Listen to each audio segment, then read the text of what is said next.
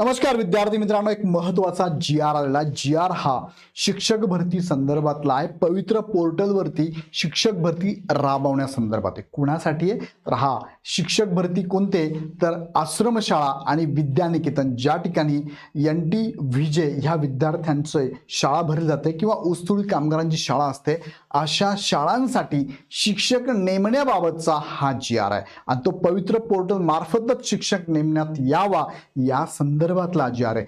यापूर्वी आश्रमशाळेतील शिक्षकांसाठी अशी काही प्रोसेस नव्हती, पण ह्या नवीन जी-आरने आता ही प्रोसेस लागू झाली आहे आणि आश्रमशाळेत सुद्धा टेटच्या माध्यमातून गुणवत्ताधारक विद्यार्थ्यांची नेमणूक करण्यात येणार आहे. याचा अर्थ इनडायरेक्टली असाच होतो की येणाऱ्या शिक्षक भरतीमध्ये जागा वाढणार आहेत. ज्या जागा येणार होत्या ते येणारच आहेत, पण आता नव्याने आश्रमशाळा आणि विद्यानिकेतनमध्ये शिकणाऱ्या विद्यार्थ्यांसाठी जी शिक्षक भरती होणार आहे ती सुद्धा पवित्र पोर्टल मार्फतच होणार आहे. सो चांगली बातमी आहे, गुड न्यूज आहे. सो त्याचे निकष काय असणार आहे आणि नवीन जी-आर काय सांगतो ते निकषाबद्दल थोडक्यात आपण समजून घेऊया. पण तत्पूर्वी येणाऱ्या CTT 2026 साठी तुम्ही जर तयारी करत असाल तर तुमच्यासाठी महत्त्वाच्या 2 बॅचेस इथे उपलब्ध आहेत. एक आहे तुमची लाईव्ह प्लस रेकॉर्डेड आणि दुसरी आहे रेकॉर्डेड बॅच. दोन्ही बॅचमध्ये PDF स्वरूपात नोट्स आहे, टू द पॉईंट लेक्चर्स आहे. दोन्ही फॅकल्टी सारख्याच आहे आणि त्यांचे लेक्चर डेमो लेक्चर यूट्यूबवर अवेलेबल आहे. एकदा बघून घ्या, समजतं लगेच जॉईन करा. बॅच तुमची दोन्ही पण 1599 इन्क्लुडिंग GST आहे. जर तुम्ही जुने विद्यार्थी असाल तर 50% ऑफ आहे. सो लगेच जॉईन करण्यासाठी खाली डिस्क्रिप्शनमध्ये ॲप आणि बॅचची लिंक दिली आहे. हवी ती बॅच लगेच परचेस करा. मुख्य मुद्द्याकडे घेऊन जातो, पण तत्पूर्वी अजून एक महत्त्वाची माहिती की आज डेमो सेशन ह्या टायमिंगला आज शेवटचा दिवस आहे आणि उद्यापासून सगळी लेक्चर तुमची ॲपवरतीच होणार आहे. ॲपवरती सकाळी 6 वाजेपासून लेक्चर चालू असणार आहे. त्याचं शेड्यूल प्रत्येक विद्यार्थ्याला आमच्याकडून पाठवण्यात आलेलं आहे. किंवा ॲपवर जाऊन तुम्ही लाईव्ह सेशनवर क्लिक करा, ते तुम्हाला डायरेक्ट सेशन दिसतात कोणत्या टायमिंगला कोणत्या विषयाचं लेक्चर आहे. ओके, सो आता जाऊया मुख्य मुद्द्याकडे. बघा, हा जी-आर आलेला जी-आर कुणाकडून आला? इतर मागास बहुजन कल्याण विभागाकडनं 3 डिसेंबरचा जी-आरचा विषय आहे पवित्र प्रणालीवरती राज्यातील विभाभज म्हणजे काय, विशिष्ट विमुक्त जाती व भटक्या जमाती NT, त्याला आपण VJ-NT म्हणतो आपण त्याला, प्रवर्गाच्या खाजगी अनुदानित प्राथमिक, माध्यमिक, उच्च माध्यमिक ऊसतोड कामगारांच्या मुलामुलींच्या निवासी आश्रमशाळा तसेच विद्यानिकेतन आश्रमशाळांमधील शिक्षक निवडीसाठी पारदर्शक पद्धती विहित करण्याबाबत हा जी-आर आहे. मग ह्या जी-आर मधले महत्त्वाचे मुद्दे मी तुम्हाला इथे हायलाईट करून देतो. प्रस्तावना सुद्धा खूप महत्त्वाची होती. का महत्त्वाची होते? कारण यामध्ये बघा, शालेय निर्णयानुसार शिक्षकांच्या रिक्त पदांवर भरती करताना सर्व उमेदवारांना निवडीची समान संधी मिळावी व शिक्षण सेवक पदासाठी उच्च गुणवत्ताधारक उमेदवारांची निवड होण्याच्या दृष्टीने शिक्षण सेवक भरती अभियोग्यता व बुद्धिमत्ता चाचणी उच्चतम गुण प्राप्त उमेदवारांमधून पवित्र शब्दाचा अर्थ पण खूप सुंदर आहे बघा, या संगणकीय प्रणालीद्वारे निवड करण्याबाबतची कार्यपद्धती विहित करण्यात आली असून सदर संगणकीय प्रणाली बंधनकारक करण्यात आली आहे. ही झाली प्रस्तावना. मग ह्या प्रस्तावनेच्या अगेन्स्ट शासन निर्णय जो झाला आहे तो महत्त्वाचा निर्णय बघा. या निर्णयामध्ये त्यांनी सांगितलंय काय, खाजगी अनुदानित कोणते VJ-NTचे विद्यार्थी, प्राथमिक, माध्यमिक, उच्च माध्यमिक ऊसतोड कामगारांच्या मुलामुलींची निवासी आश्रमशाळा आणि विद्यानिकेतन या आश्रमशाळांमधील शिक्षक निवडीसाठी पवित्र या संगणकीय प्रणालीची अंमलबजावणी करणे, सदर प्रणाली राबवण्याच्या अनुषंगाने मार्गदर्शक सूचना, पारदर्शक कार्यपद्धती खालीलप्रमाणे निश्चित करण्यात आली. त्यातले महत्त्वाचे मुद्दे, पहिला मुद्दा, पहिले संच मान्यता होणार. म्हणजे ह्या ज्या शाळा आहेत विद्यानिकेतन आणि आश्रमशाळा ज्या की NT-VJ साठी आहेत, या आश्रमशाळांची पहिली संच मान्यता होणार. संच मान्यता म्हणजे पटावर किती संख्या आहे त्या विद्यार्थी संख्येची इथे हजेरी होणार. त्याच्यानंतर त्या विद्यार्थी संख्येच्या अगेन्स्ट अतिरिक्त शिक्षक किती आहे, आवश्यक किती आणि अतिरिक्त किती, त्यानंतर अतिरिक्त झालेल्या शिक्षकांचं समायोजन होणार आणि ते झाल्यानंतर मग जागा रिक्त किती राहतात त्याची माहिती पवित्र पोर्टलला द्यावी लागणार, हे त्यांनी यामध्ये सांगितलंय.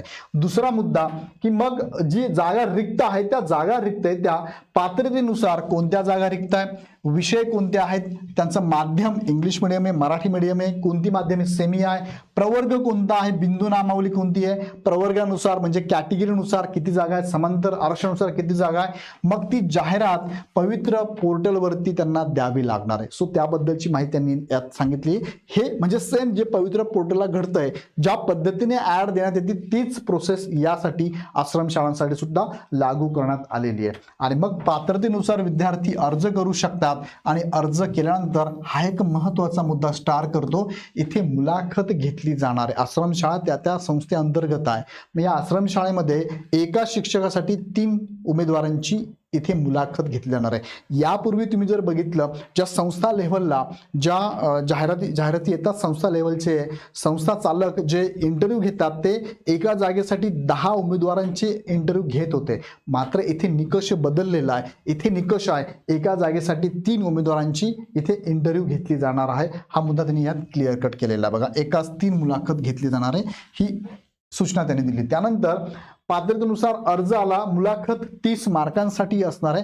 म्हणजे तुमचं जे अभियोग्यता धारकांचे मार्क आहेत ते मार्क प्लस म्हणजे टेटला पडलेले मार्क प्लस तुमची इथे इंटरव्ह्यू होणार. इंटरव्ह्यू 15 मार्क, 15 मार्क वैयक्तिक इंटरव्ह्यू असतो आणि 15 मार्क तुमचं काय प्रेझेंटेशन असतं. त्यानुसार 30 मार्क याला दिलेले आहे. आणि त्यानंतर मग टेटचे मार्क आणि मुलाखतीचे मार्क ऍड करून तुमच्या मेरिटनुसार तुमची काय होते नियुक्ती दिल्यानंतर 7 दिवसांच्या तुम्हाला नियुक्ती तिथे हजर राहणं गरजेचं आहे, ते पण त्यांनी सांगितलं आहे. मग ऍज इट इज तुम्हाला शिक्षक म्हणून, शिक्षण सेवक म्हणून 3 वर्ष तुम्हाला इथे सुद्धा आश्रमशाळेत सुद्धा तुम्हाला सेवा करायची 3 वर्ष.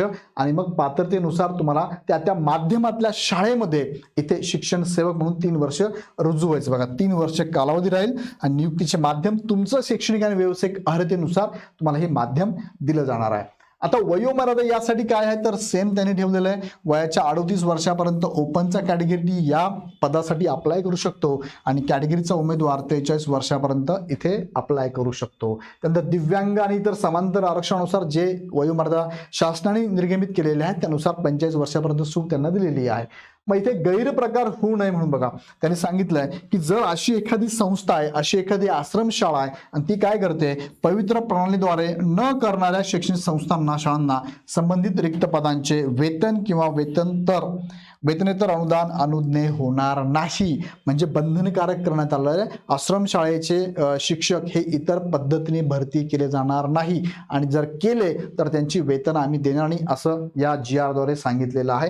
आणि पुढे अनुकंपा भरती संदर्भात पण त्यांनी सांगितलंय की अल्पसंख्याक संस्था संचलित आश्रमशाळा ज्या असतील बघा, अल्पसंख्याकांना ज्या संचलित केलेल्या आश्रमशाळा असतील तिथे शिक्षण सेवक भरती आणि अनुकंपा तत्वावर नियुक्त करण्यात आलेल्या शिक्षण सेवक भरतीस पवित्र प्रणालीमार्फत नियुक्ती प्रक्रिया लागू राहणार नाही.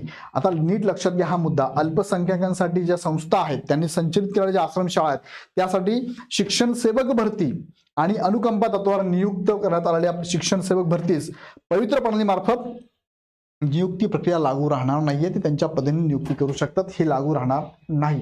निकष सर्वांना लागू होणार आहे. ही कार्यवाही संबंधित क्षेत्रीय कार्यालयांना कार्यवाही करावी असं सांगितलेलं आहे.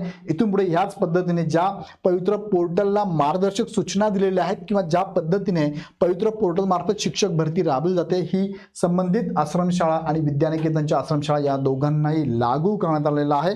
शिक्षण निवडीसाठी लागू करण्यात आलेलं आहे. असा हा GR आहे. सुनील तुंबारे सहसचिव महाराष्ट्र राज्य यांच्या सहीनिशी हा निर्गमित करण्यात आलेला आहे.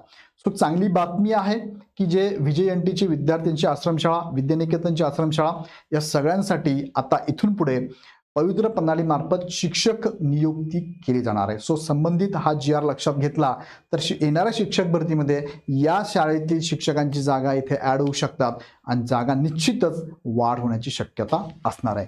सो असा हा व्हिडिओ मी थोडक्यात तुम्हाला सांगितला, माहिती तुमच्यापर्यंत पोहोचवली. आवडली तर लाईक करा. आणि जाताना परत एकदा सांगू इच्छितो की इग्नाइट अकॅडमीकडनं बॅचेस पण लॉन्च झाल्यात. जी बॅच तुम्हाला अपेक्षित असेल, लाईव्ह प्लस रेकॉर्डेड किंवा रेकॉर्डेड दोन्ही बॅचेस सारख्याच आहेत. PDF स्वरूपात नोट्स आहेत, टेस्ट सिरीज अवेलेबल आहे आणि अनालिसिस पण अवेलेबल आहे. दोन ठिकाणी शिकवणारी टीम सुद्धा सारखीची. बॅचची फी सुद्धा 1599 इन्क्लुडिंग GST आहे. जुन्या विद्यार्थ्यांना 50% ऑफ आहे. बॅच घेण्यासाठी तुम्ही इग्नाइट अकॅडमीचा ॲप डाउनलोड करून डायरेक्ट परचेस करू शकता. खाली डिस्क्रिप्शनमध्ये सुद्धा लिंक दिली आहे. सो काही अडचण आली तर खालच्या नंबरला कॉल करू शकता. सो अशा पद्धतीने जागा वाढण्याच्या चान्सेस इथे आहेत. याबद्दल तुम्हाला काय वाटतं मला कमेंटमध्ये नक्कीच कळवा. पुन्हा व्हिडिओ आपण नेक्स्ट व्हिडिओमध्ये धन्यवाद.